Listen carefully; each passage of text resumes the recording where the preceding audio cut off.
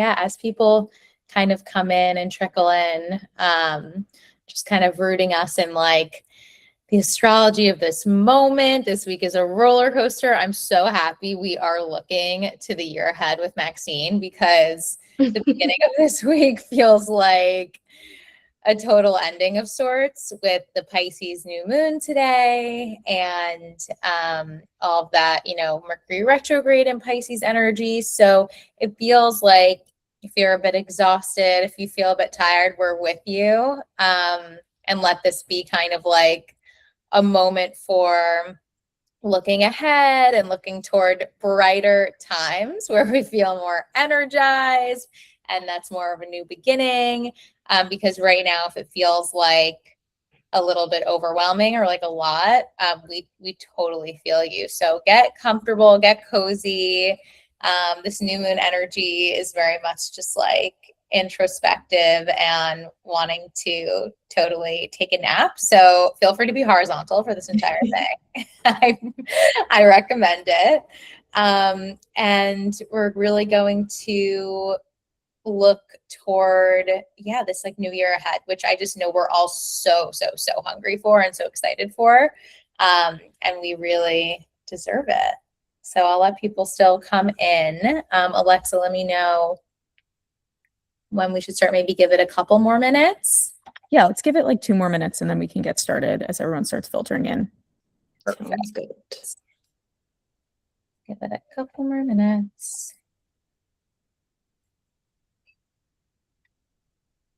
And for those who are here already, if there are questions that you have for the end of the workshop, we're going to be doing a Q&A. So feel free to stick those in the chat, and we can come back to them during the Q&A section. So any questions as it relates to the astrology of this year, astrology in general, feel free to just throw in those questions, and we will get to them at the end of the session.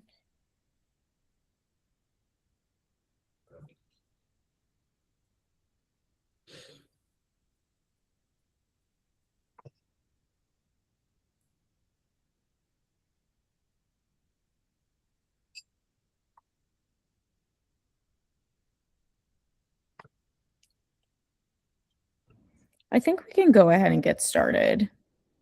Awesome. Can everyone hear me and see my screen? Yes. Okay. So hi, everyone. I'm Maxine, the astrologer behind Cosmic Cocktails, and I'm so excited to take you through the Astrological New Year and what that has in store for all of us. So the agenda for tonight is I'll start by walking you through some of the major themes of the year, and then we'll break it down by rising sign so you can understand where the energy is showing up for you specifically. And then we'll go through a retrograde schedule, and I'll leave some time for Q&A at the end. So a little about me. I'm an astrologer based in New York, and I started Cosmic Cocktails out of my love for astrology and nightlife, and wanted to bring that fun and lighthearted energy into my readings.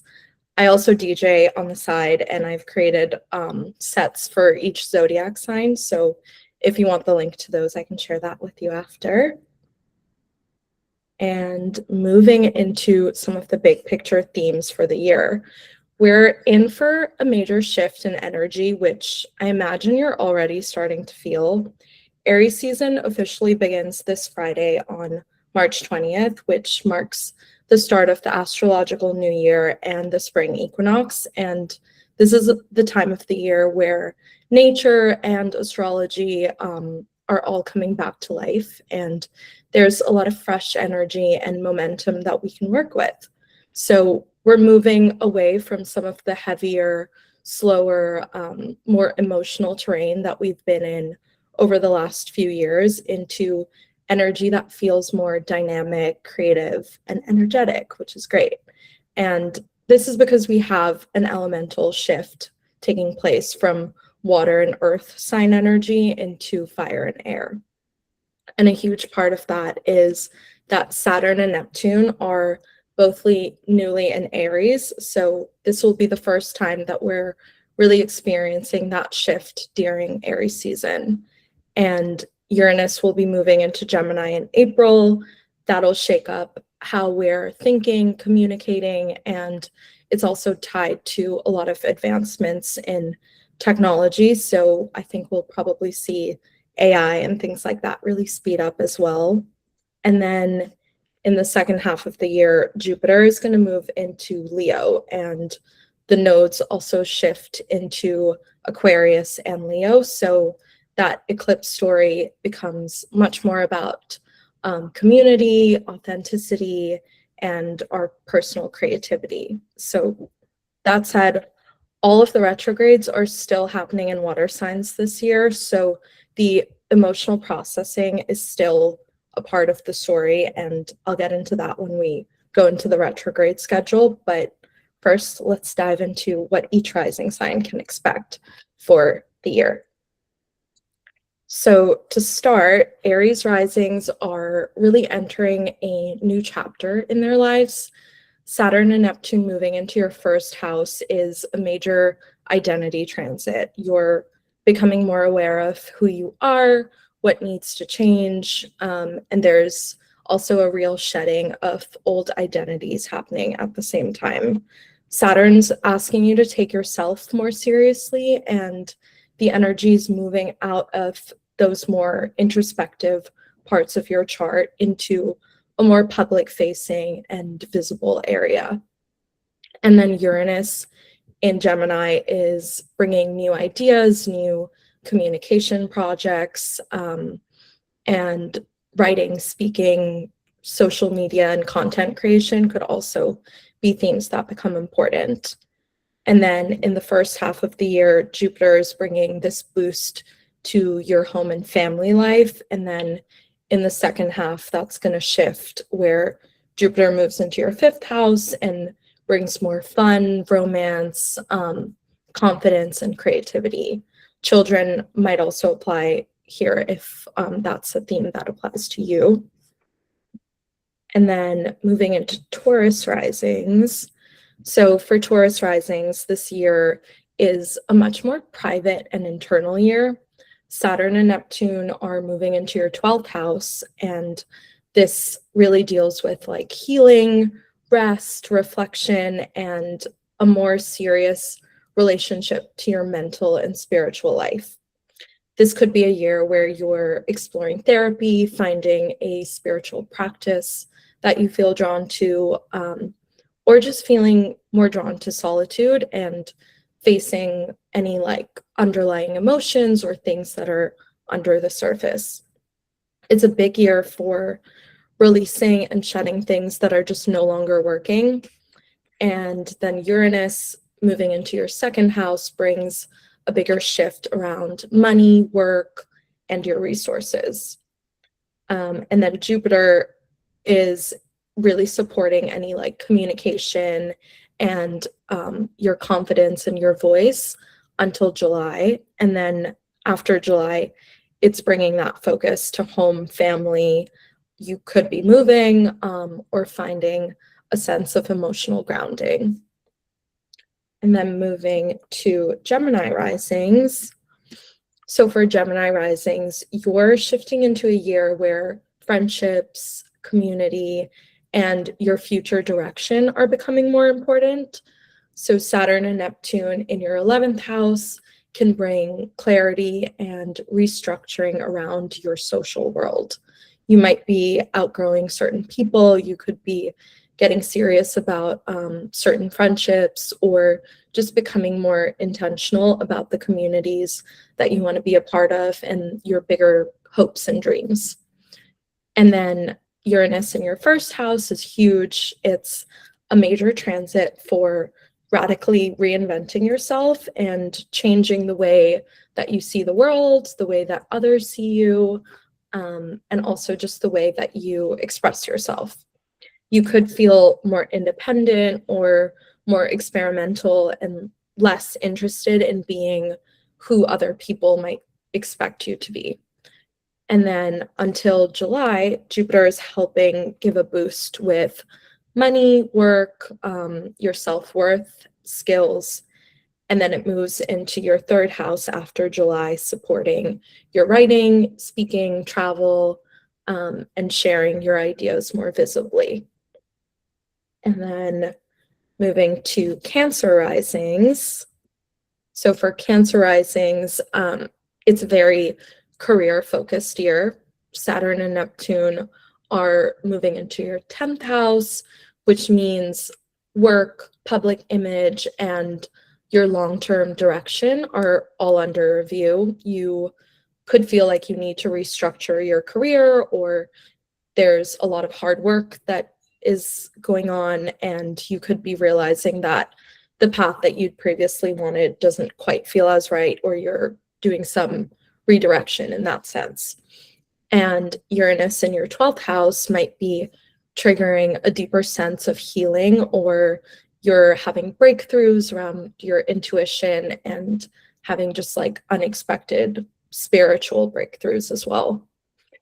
Jupiter will continue in your first house until July, so it's brought this growth around your identity, your appearance, and your public visibility. That's going to continue until July, and then it'll move into Leo, where it'll bring more of a financial boost, and it'll bring a boost to like your income, skills, and a stronger sense of your values. And then for Leo risings, you're entering a year where your perspective is starting to shift and expand. Saturn and Neptune are in your 9th house and asking you to get more serious about what you believe, what you want to learn, if there are skills that you are wanting to learn or teach. This can look like studying, learning something, traveling, teaching, publishing, and also just diving deeper into a spiritual path. Uranus in your 11th house changes your social world, so you might be meeting different types of people, feeling like you're outgrowing old communities, or you're starting to build a more aligned group of friends or a network. And then Jupiter is moving into your 12th house, so there's inner healing, rest, and a lot of closure happening around until July. And then once Jupiter moves into Leo, which is your first house of self, that's when the energy shifts dramatically, and the second half of the year for you is just much more visible and energized, and you're feeling like more expansive in yourself. And then moving on to Virgo risings. If you're a Virgo rising, you're definitely moving into deeper emotional terrain this year. With Saturn and Neptune in your 8th house, it's asking you to explore themes of vulnerability, intimacy, shared finances, and any deeper emotional patterns that are shaping your life. So this could be a good year for exploring self-improvement, therapy work, financial restructuring, and getting clear about which relationships feel truly reciprocal and are supportive in the way that you're supporting them. Uranus in your 10th house also starts this cycle of career change, and even if it doesn't shift immediately, there's new ideas, or work and public identity are starting to shift now. Jupiter in the first half of the year is supporting your friendships, community, networking, and collaboration. So you'll see a boost happening there until July. And then in the second half of the year, Jupiter moves into your 12th house, and the pace slows down a bit. You're feeling called to go more internal, spend time alone and rest, and dig deeper into any of that healing work that you've already been working on. And then for Libra risings, this is a very relationship-centered year. Saturn and Neptune are moving into your 7th house, bringing a focus and a seriousness to relationships, commitments, close friendships, and business partners. So you might be getting clearer on what you want out of a partnership and what partnership dynamics just don't work for you any longer. And there's a real theme around like discernment in your relationships. With Uranus in your 9th house, this could bring sudden changes in your worldview. So you're traveling more, there's an element of like learning something new, or your belief systems evolving and shifting. Jupiter is supporting career growth and visibility until July. So that's an area of like positivity and optimism. And then it moves into your 11th house, which expands your network, and it could bring more social opportunities, community, and supportive friendships in the second half of the year. And then going into Scorpio risings. For Scorpio risings, you're being asked to rework the foundations of work and your daily life. Saturn and Neptune in your 6th house is putting the focus on work, routine, health, and how sustainable your current day-to-day is. You could be changing jobs, restructuring your schedule, or getting serious about your health and really actively counteracting burnout. Uranus in your 8th house is also shifting your emotional world, your shared finances, intimacy, and deeper psychological patterns could surface.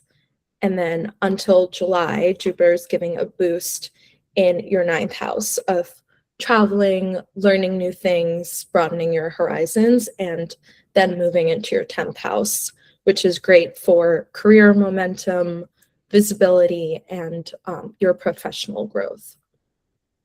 And then moving on to Sagittarius risings.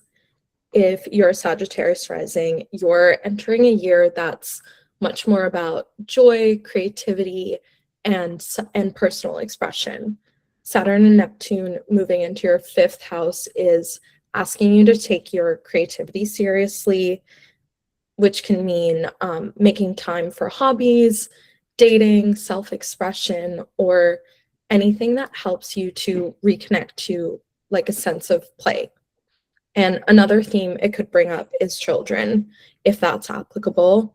There's also a maturity happening around your self-worth and your confidence. So, and then with Uranus moving into your 7th house, relationships could be changing. You might be attracting different types of people, different types of partners, or you're craving more freedom in your partnerships and could be seeing major shifts in those dynamics. And then with Jupiter in Cancer until July, this is supporting your healing, your emotional depth, and your shared finances. And then once it shifts into Leo in July, Jupiter is bringing optimism to your 9th house of opening the world back up through travel, learning, and spirituality. And then going into Capricorn risings. Capricorn risings are being pulled inward toward family and inner child healing in this year. Saturn and Neptune is in your 4th house, which is bringing family responsibilities.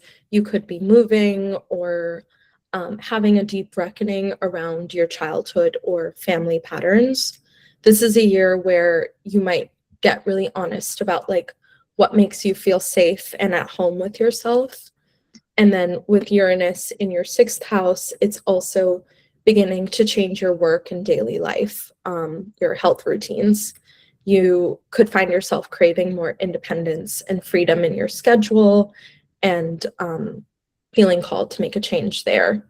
And then until July, Jupiter is bringing a lot of optimism and growth in your relationships. You could be having like a lot of dating success or finding the right partner.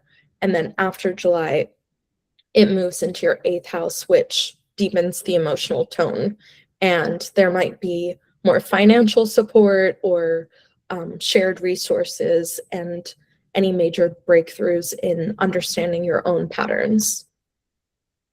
And then we go into Aquarius risings. So for Aquarius risings, you're moving into a year that's really centered around communication and relationships.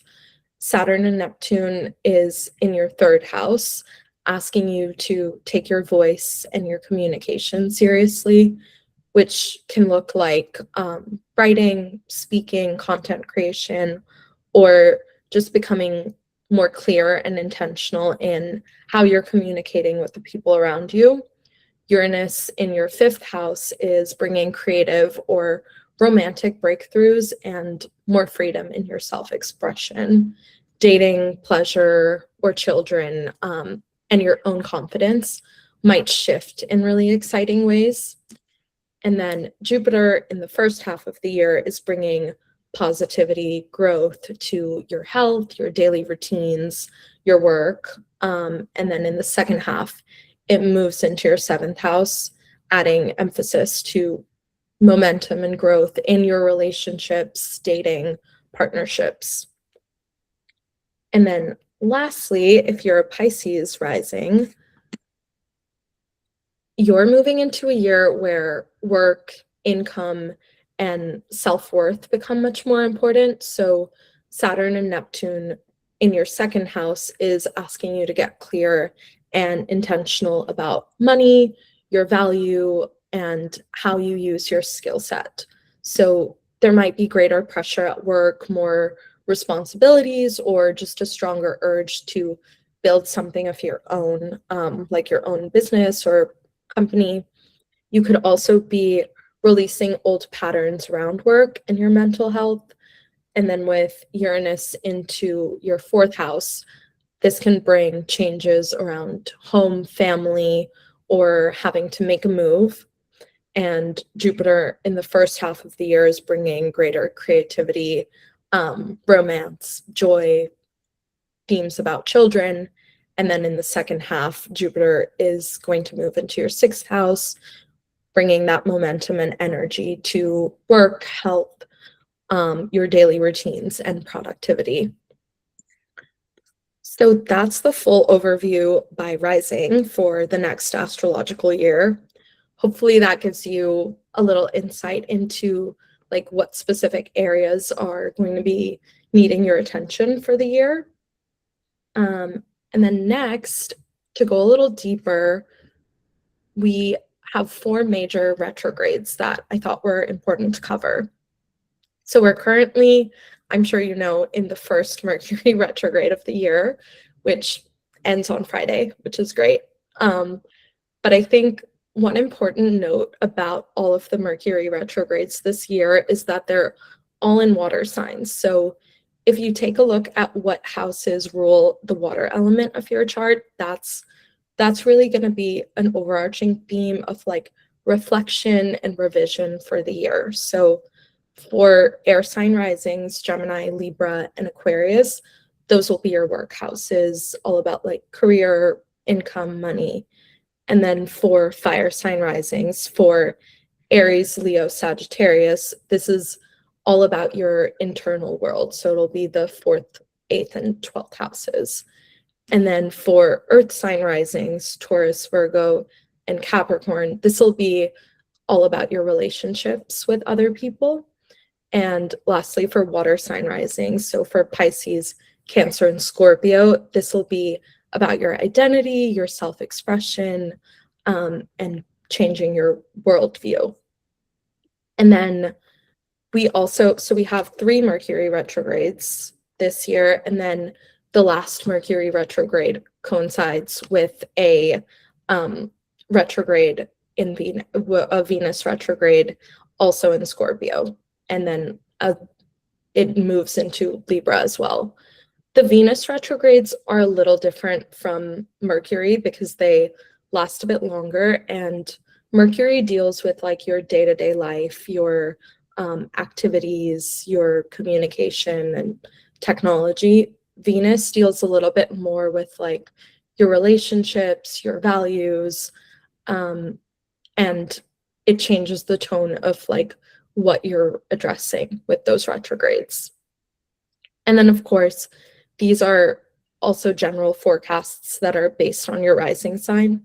So for like a full chart analysis of like all the different planets in your chart will add more texture and nuance into how you're experiencing each transit in the astrology.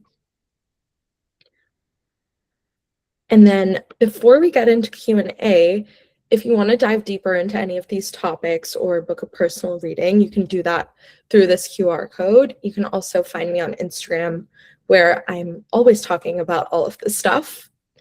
And after that, I think we can move into the Q&A if you guys are ready for that. Amazing. Oh my God, Maxine, there is so much great information here. I feel like I really even want to dive deeper to some of the biggest transits this year because they're just like such a big shift. Like I know that like we're all kind of feeling it. And I feel like some of like the big signatures that like we're going to see for 2026 is like Jupiter and the nodes. You know what I mean? Like those are like very much like a year and a half kind of thing. I'm so curious from your perspective, like what do you think like are going to be the biggest changes from like Jupiter in Cancer to Jupiter in Leo? It's such a big shift. I think what's really interesting about Jupiter moving into Leo is also the fact that it'll coincide with the North and South node moving into Leo and Aquarius. Yeah. So the South node, which is like the point of release and where you're like letting go of something, is moving into Leo.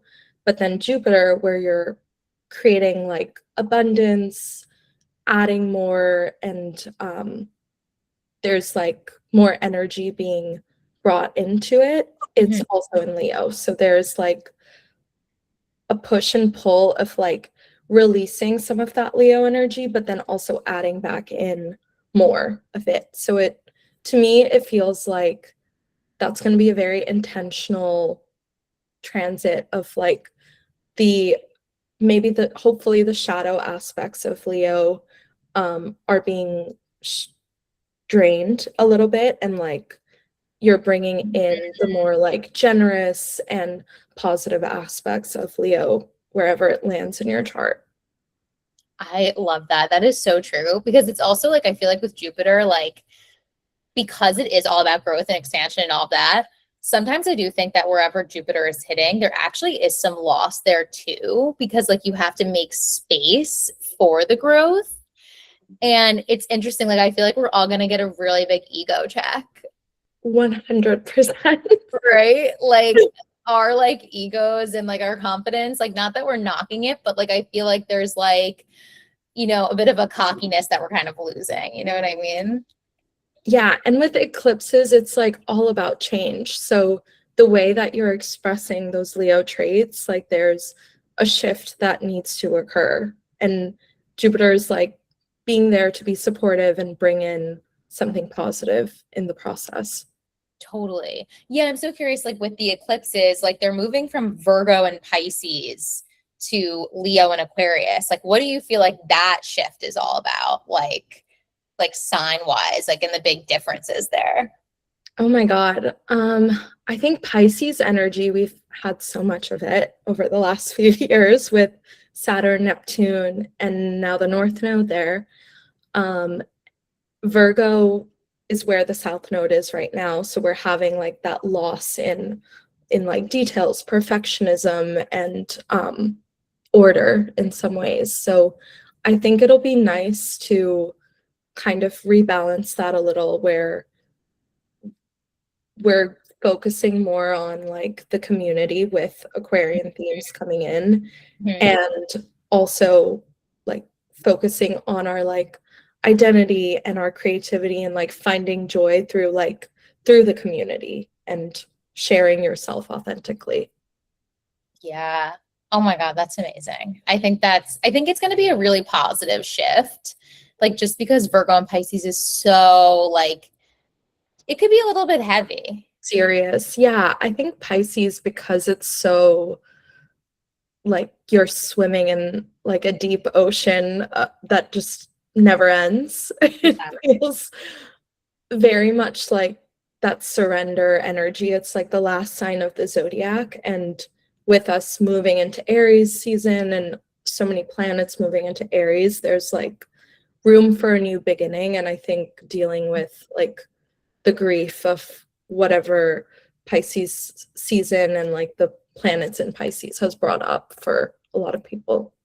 I totally agree. I know. I feel like this new moon today is like more of an ending than a beginning in some ways, and then really like the real new chapter Friday. Yeah, that's so interesting. And then I guess like the last planet that is really shifting this year is Uranus, and I know that that's going to be in Gemini for the next like I guess like 7 years. 7 years, I believe. So like obviously that's way longer term, but I'm curious like how should people like go about looking at the Uranus shift for their own charts this year? Like maybe is it just like based on where it is on their chart, or like I guess like how does that kind of work since it's such a longer transit? You know what I mean?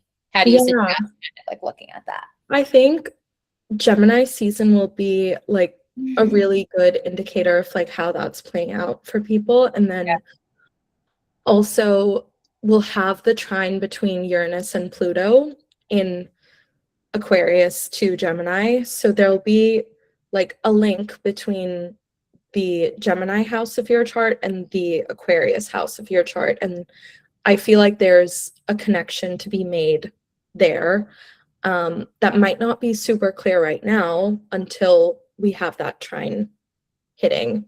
So for example, if you're a Libra rising, that'll be between like your 9th house and your 5th house. 9th house deals with like learning new things, publishing, travel. And then the 5th house is all about like your creativity, your self-expression, and creative projects and romance. So like one example is you could meet someone when you're traveling abroad and like be in a romantic relationship, or you could start like learning a new skill and then like that turns into a creative project that you're working on that like you're publishing to a larger audience. So there's like a link happening between those two planets this year, which I feel like will become important. That's so interesting. Yeah, it's not just Uranus and Gemini or Pluto and Aquarius, but it's like the connection between them because they're both in air signs, you know, making that trine. There's a strong connection point there. So actually like combining the two houses that they're in, like those themes will be important. And then I think like a lot with the outer planet shifts, like to your point, like Gemini season will be so interesting because whenever other planets like activate the outer planet, then we like get a really big start to feel it. yes, like we get like a hit of those themes. You know what I mean? Yeah. And I think, do you feel like that's kind of the same? Like if let's say, you know, my moon is in Gemini at 13 degrees. I feel like it'll be interesting once Uranus hits 13 degrees of Gemini. That'll be a bigger moment for me potentially. For sure. And it'll be interesting to see like in your chart where Cancer, like what house Cancer is, because the moon will be ruling that house. So you might see shifts in like the Cancer ruled house of your chart, as well as like themes dealing with like your internal world, home, family, because it's the moon. Wow. Yeah. So it's like not only about the planet, but also about the sign that's associated with that planet and then the houses that that sign rules. So there's like a lot of pieces to put together. So it's many. I'm so curious because you obviously like deep dived into like every single rising sign, which is so cool. I'm so curious. Like, I know that this is like hard to say. And like, obviously it's like, you know, there's no one way to say it, but let's just try. I'm curious, like, who do you think, like, which rising sign do you feel like is going from like the best, like positive shift into 2026? Like, is there a rising sign that you feel like is going from like kind of like a negative, like heavier vibe into a better vibe? I was thinking about this. I think Leo risings, they're moving out of a lot of like heavy, dense energy with the with Jupiter shifting from the 12th house into the first house, that's like going very internal to more like you're back in the world and like ready to be around people. And then the Saturn and Neptune has shifted out of their 8th house, which is also a heavier, more like emotionally dense place, into the 9th house of like travel and spirituality, learning. So I think that's a contender. And then Aquarius risings, I think, as well, have a fun year lined up with Uranus moving into their 5th house, activating like 5th house themes, and then Jupiter is moving from like their 6th house, where it's like added this boost in like their vitality, their health, and then it's moving into their 7th house of partnerships. So that could be like a fun transit as well. That's But nice. I don't know. That's a hard question. No, I love that. I love that. Okay, wait. And then do you feel like there's a sign that's like, I'm thinking about like all the things that we look at with astrology, you know, career, love, like all that kind of stuff. Are there a rising sign or a couple rising signs that you think are like really focused on career this year? And then ones you think are more focused on like love and relationships? Yeah, I think Cancer risings are really focused on career this year. Mm-hmm. Pisces risings as well are having like a big career year. In terms of relationships, I think I'm a Libra rising, so it's like coming to my mind with all of the planets moving into my relationship houses. Yeah. There's that. Yeah, I think off the top of my head, that's what I can think of. I love that. How many, Yeah, go ahead. do you have any specific rising signs you can think of for those themes? No, I think that makes a lot of sense. Like Saturn and Neptune moving into your 7th, like that's a big shift. That's a big, yeah. And then I guess even like you mentioned like Leo and Aquarius too, like, you know, with the nodes moving into the first 7th, like that's going to bring some relationships, the relationship shifts too. True. Mm-hmm. Yeah. So interesting. Wait, and then speaking of you being a Libra rising, I'm so curious. Do you have any advice? Because I feel like we all kind of know the Mercury retrograde stuff, technology, communication, double check everything. Like we kind of know that. But what is some good advice for like Venus retrograde? Like what should we be aware of? Like what do we do? I feel like Venus retrogrades are a lot more about like your internal values, but also it can also be about like dealing with your appearance, dealing with like style, more like Venusian themes in that way. I feel like it also brings up a lot of like feminine issues, or just like things that are affecting like the females in the world in general. And then advice specifically, I think I don't really try to do any like beauty treatments or like haircuts while Venus is retrograde, because I feel like anything drastic, Venus is like not in its most powerful place. So I wouldn't do any like major shopping for things that you're getting to like uplift your style. I would wait until Venus was direct for like haircuts, any like beauty appointments and things like that. Yeah, like don't go wedding dress shopping during Venus retrograde. No. Okay. Because you want to like look and feel your best when Venus is in a position of like power, and it's going to be beneficial in helping. Yeah, that's so true. And I didn't even think it was so true about like the internal element of it too. Like, because Venus is so much about like, you know, your own self-esteem and sense of value. So I feel like that's also an interesting piece. Okay, wait, we have so many questions coming in the chat. Keep bringing them in the chat. You guys, you have a ton of time for Q&A. So don't stop with your questions. But there was just one that came in about Venus retrograde just on this subject, which was, how do we know when Venus is direct or like in a powerful position? So Venus will function its best in Libra and Taurus, and then Pisces, because it will be exalted in Pisces, and then at home in Libra and Taurus. And then when it's direct, you'll know if you pull up a chart. If it has like a little R, then it's retrograde next to the Venus symbol. But you can also just like look up dates on any app or website should share like what dates the retrogrades are occurring. And Yeah. I think I have it here. It's from Let's look at those dates. October 3rd to November 13th. October 3rd to November 13th. Okay, so like 6 weeks. And what's interesting about this retrograde is that Venus will be both in detriment, but also in rulership. Yeah. So what do you feel like maybe the first half will be worse than the second half? I think so.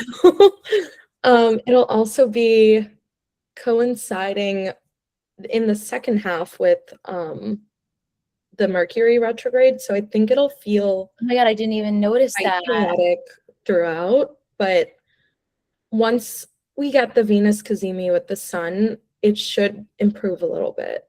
I don't know the exact date of that, but Wow. Oh that'll my God. be Why does it? I feel like Mercury retrograde always happens at the same time as Venus retrograde. Why does that happen?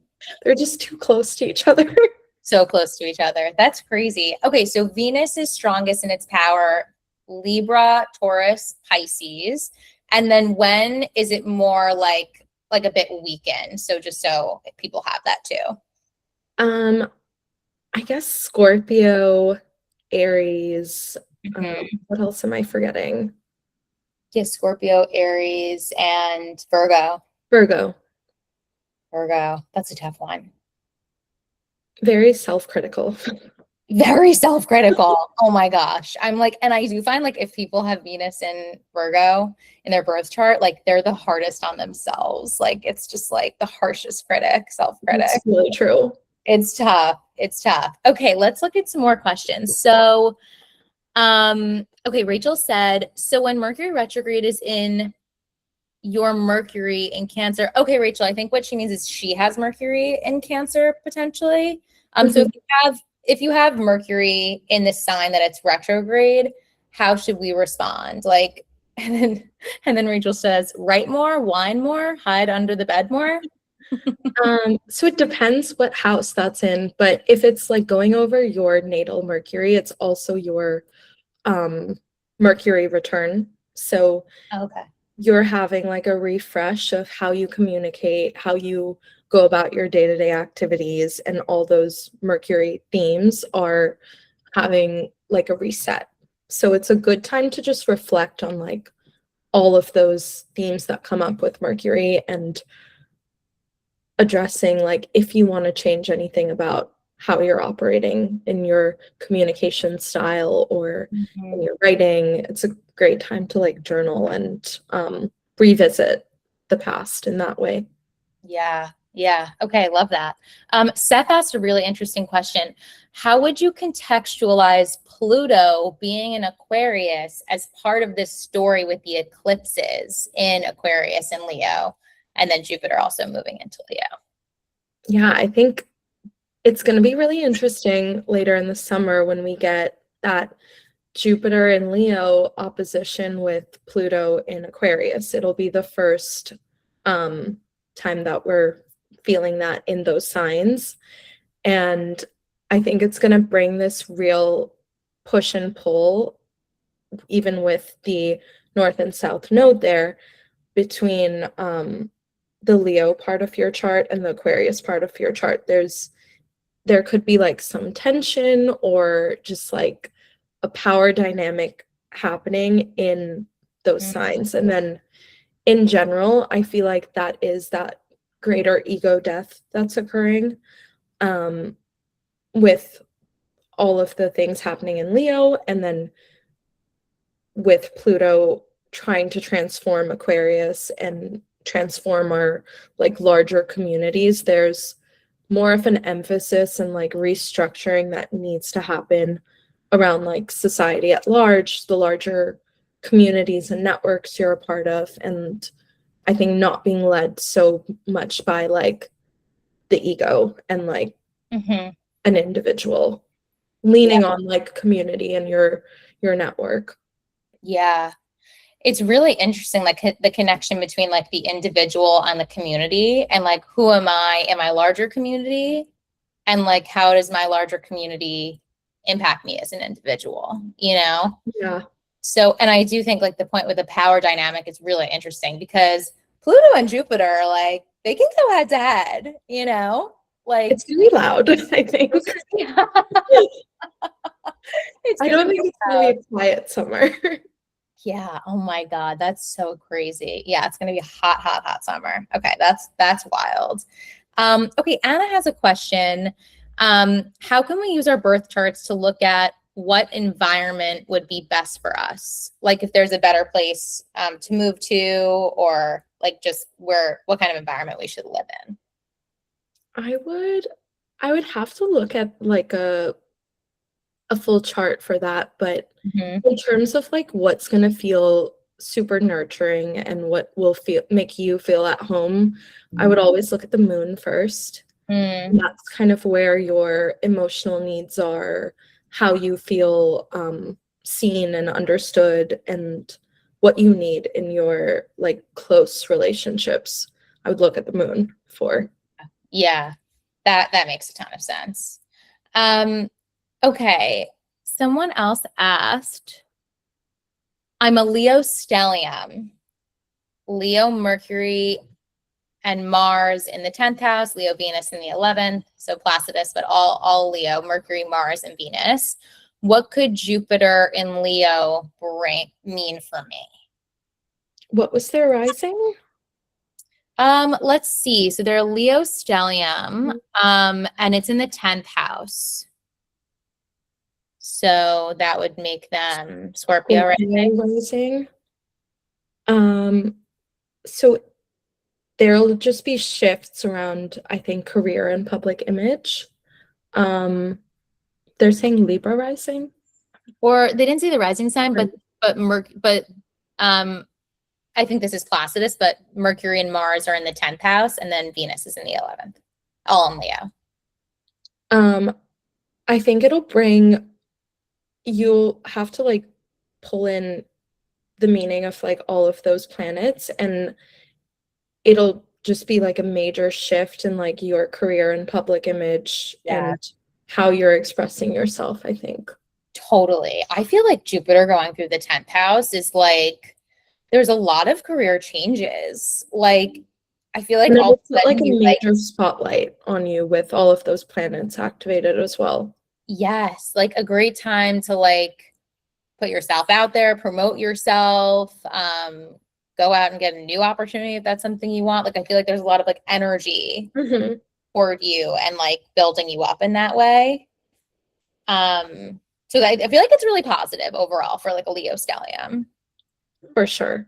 Yeah. Okay. Will be intense, but like optimistic and in a good way, I think. Yeah. Yeah, totally. Okay, let's see. Okay, so Marissa says, I have Leo sun in the 8th house, and my north node is also in Leo in the 8th, so south node in Aquarius. I'm curious how upcoming node transits, especially when they move through my opposite signs and happen. So this is her nodal opposition.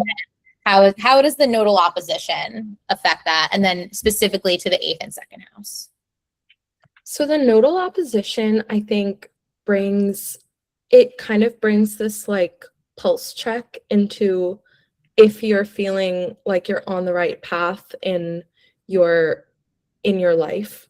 And specifically with the 8th and the 2nd, I think the things that you'll be really thinking about and addressing over the next like eclipse cycle will be around finances, around like mental health patterns, psychological patterns, and maybe even like shared finances, merging your life with someone else, being vulnerable and like feeling supported in that way.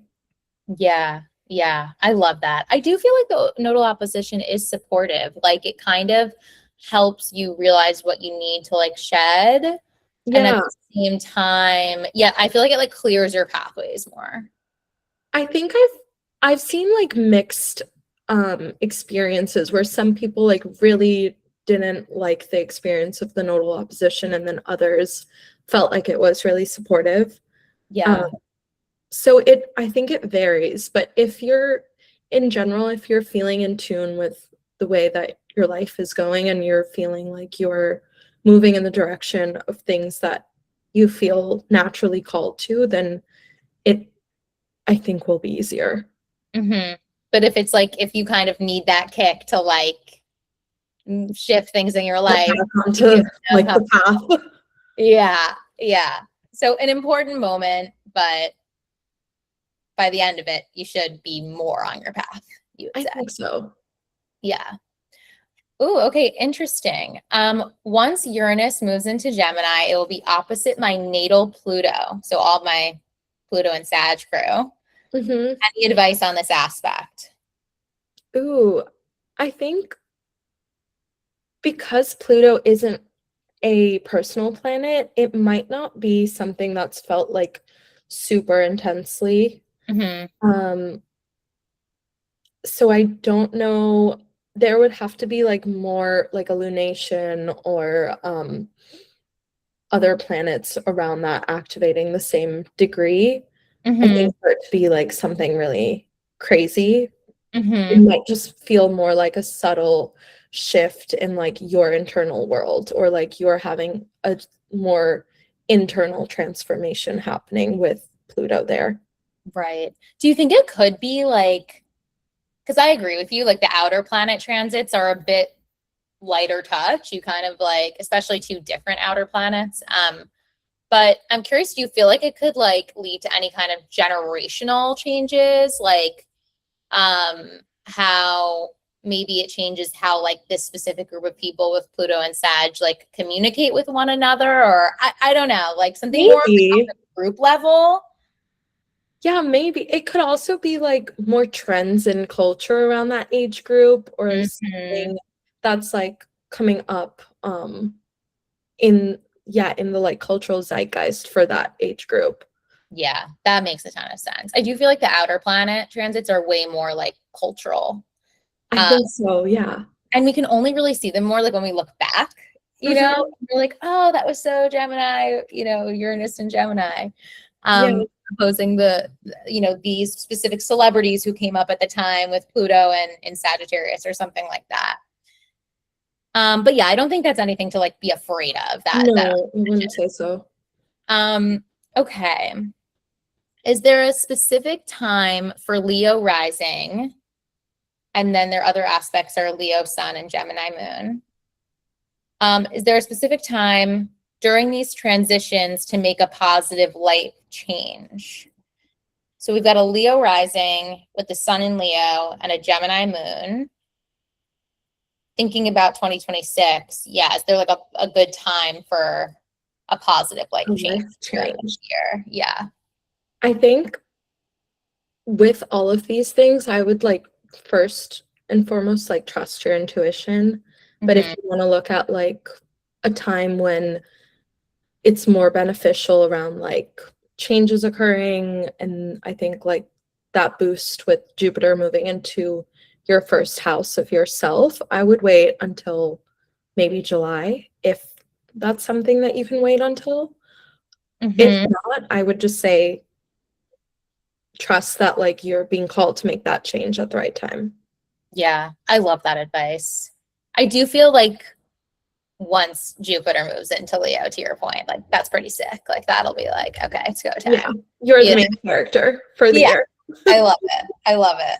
For rising and sun, that's a big deal. That's pretty cool. Okay, Totally. someone wants to see the year ahead slide for Gemini again.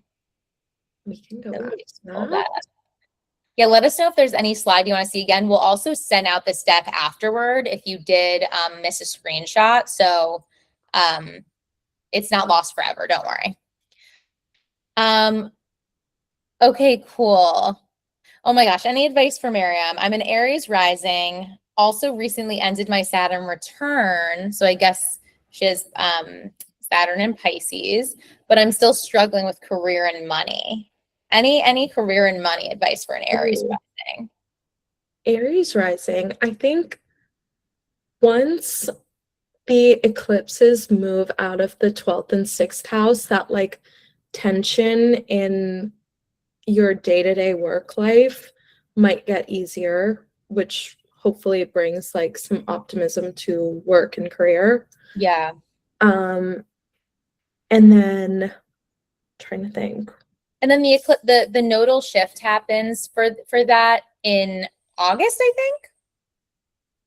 Or is it July? I think it's July July. 20. It's like around July 20th or something. Okay. So yeah, like end of July, we'll see that shift. Mm-hmm.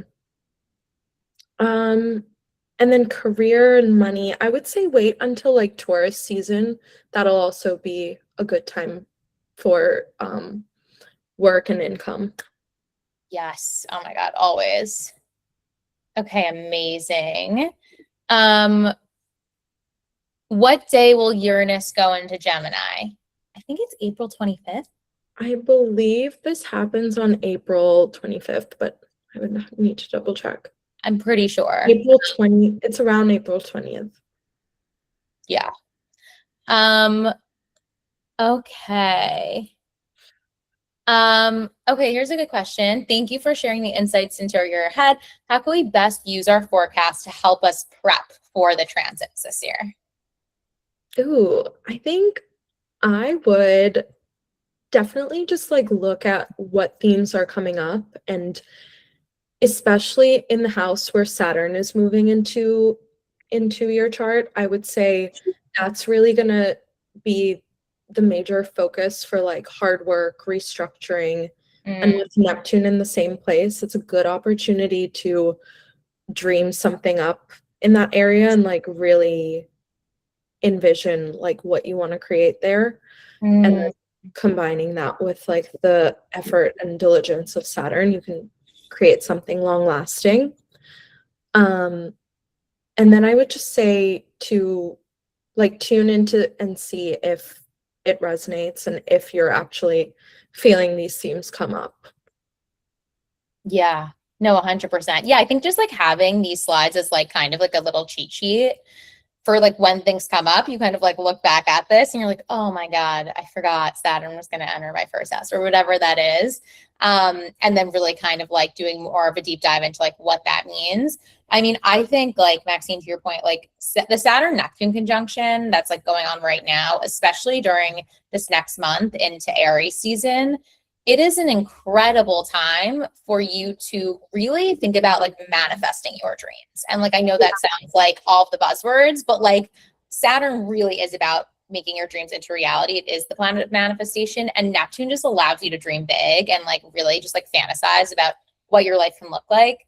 And in the sign of Aries, it's like so energetic. So like, I do feel like this next like kind of Aries season, like is such a great time for people to just like vision board, like start building, like going for it, taking the risks. Yeah. And, you know, and I would say with Aries, don't be afraid to like put things out there before they're fully ready. I think with that momentum and energy of Aries season, you can actually like try a lot of things and fail and then learn and rework whatever's being restructured in that house.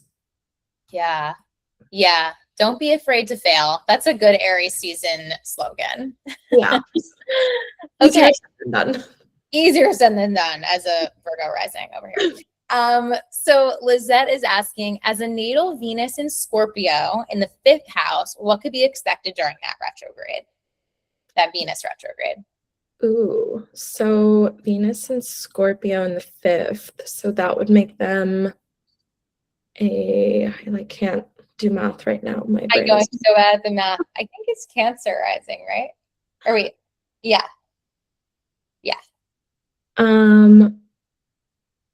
so Cancer rising, that will mean, let me see. So it'll be about like your identity and self-expression and creative projects when it's in Scorpio in the 5th house, I think, if I'm getting that right. Mm-hmm.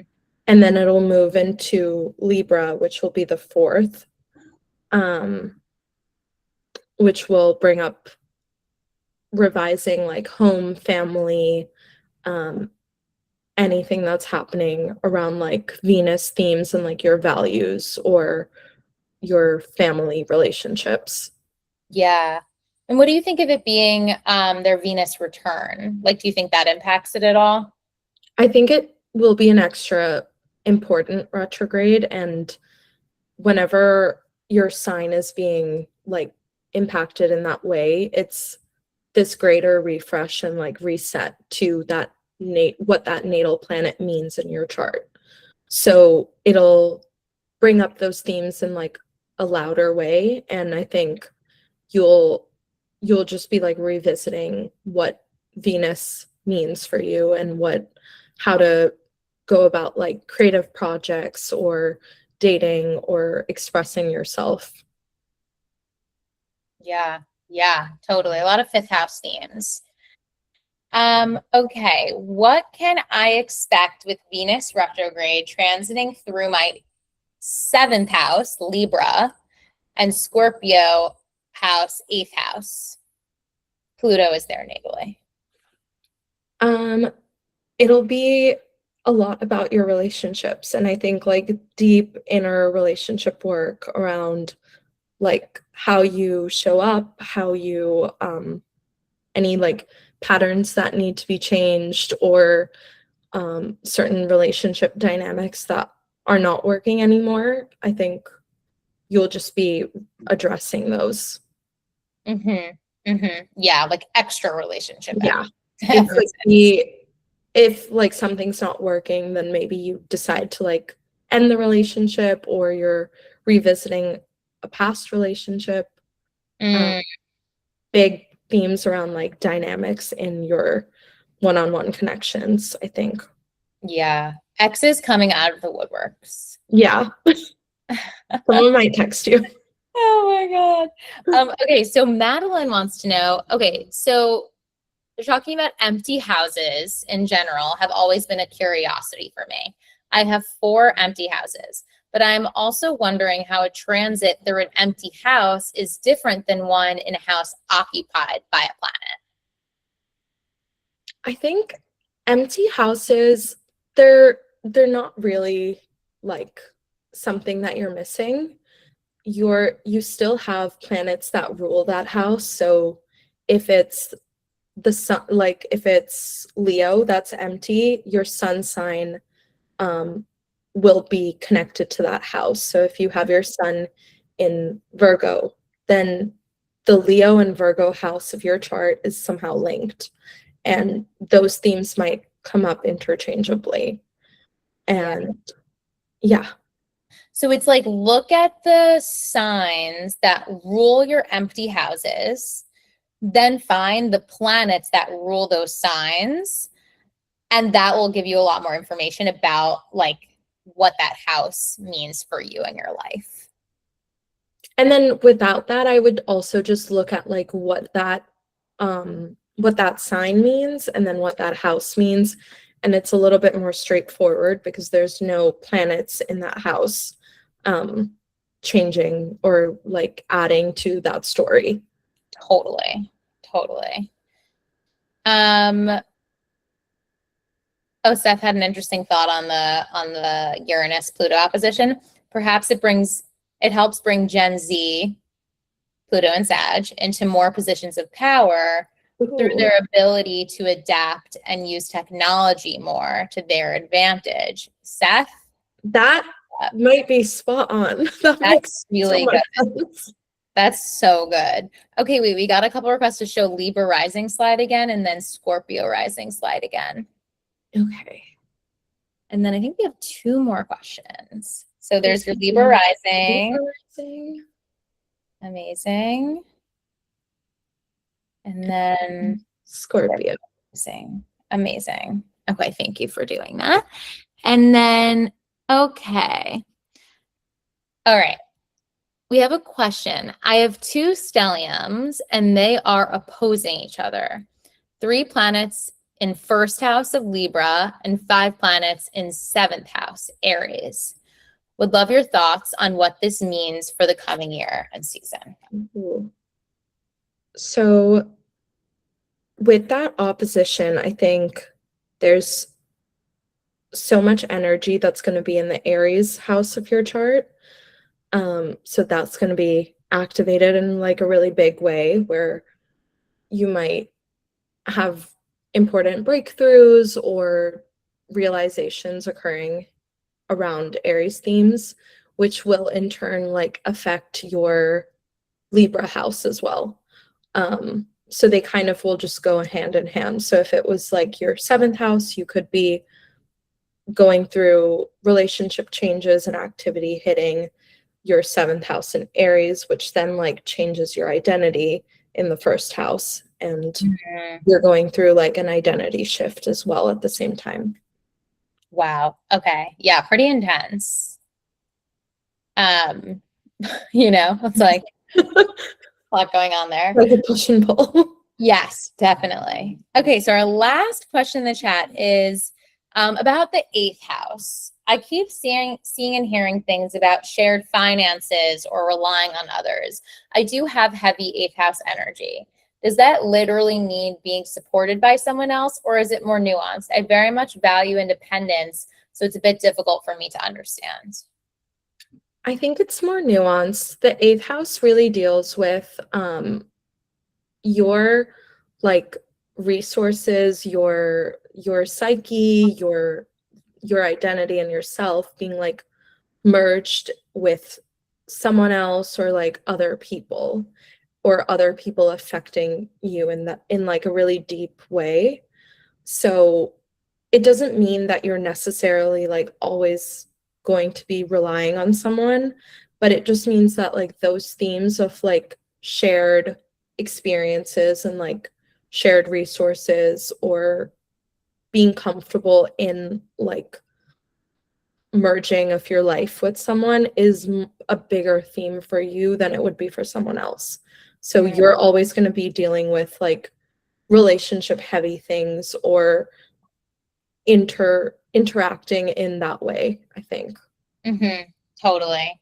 Yeah, that makes a lot of sense. It's like, if you have a bunch of planets in the eighth house, like there is a pull to like understand that part of yourself, of like being able to merge in some way while still, maintaining your independence. And the eighth house is also so much about like your inner psyche and understanding people, understanding yourself, that there's just like a natural desire and like calling to understanding yourself and other people in like a really deep way. So that's like just a larger theme in general. You'll just find that you're like naturally drawn to like psychology or different like occult topics and modalities of understanding yourself and others. Yeah, makes a lot of sense. I love that. Okay, amazing. I think that's it for our Q&A. Maxine, if you want to throw up your slide one more time with your QR code on it. Thank you so much for being here, Maxine. I feel like I have such a better grasp on the year ahead because I honestly haven't had much time to like really look into the year ahead. And now I'm like, okay, I'm good. I know all the big things and I feel really ready. Yeah. Thank you so much. And thank you to everyone who joined. If you have any questions, feel free to DM me or email me. I'm always happy to answer them. Amazing. Yes, Maxine puts out the best content on her socials, just like really beautiful cosmic cocktail content. And then we're doing a code for when you book with her on Lora, which is in the chat, AMA 10.